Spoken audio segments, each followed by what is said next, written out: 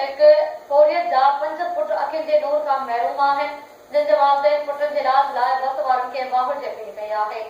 वधीक तफ़सीलुनि लाइ पेश आहे गुलाम मोहम्मद भट्टी जी रिपोर्ट। असांजो मनड़ो बरसाकोट सलेमान मलाह में हिते हिकु ई ख़ानदान जा 5 ॿार अखियुनि जे नूर खां महरूम आहिनि।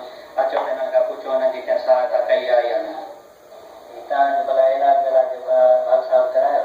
जी वाह, असांजो औलाद इलाज करायो आहे पर जेको कराची ताईं इलाज करायो पर मज़दूर माण्हू आहे इन जे करे पहुची नथो सघे। असांजी वॾनि वसावनि खां मुतालबो आहे त जल्दी असांजो जेका मज़दूर कोटा आहे उन में जेको आहे मुतालबो जेको बि असांजो पुॼी सघे हुकूमत खां असांजो इलाज कराईंदी आहे। ॿाहिरि नौकिरी ॾियनि जंहिंजे वसीले सां असांजो पेट नथा थी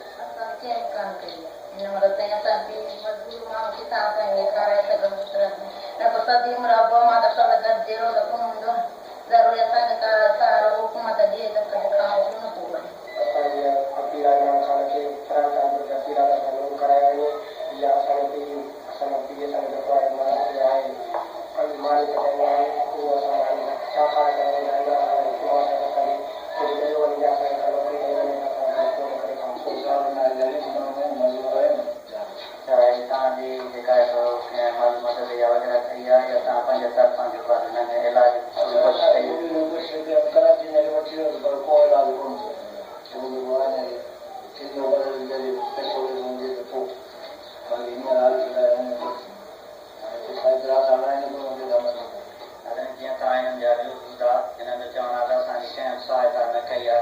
हिन जे बाद साहब जो चवण हो त असां पंहिंजे वसार सुठो हिन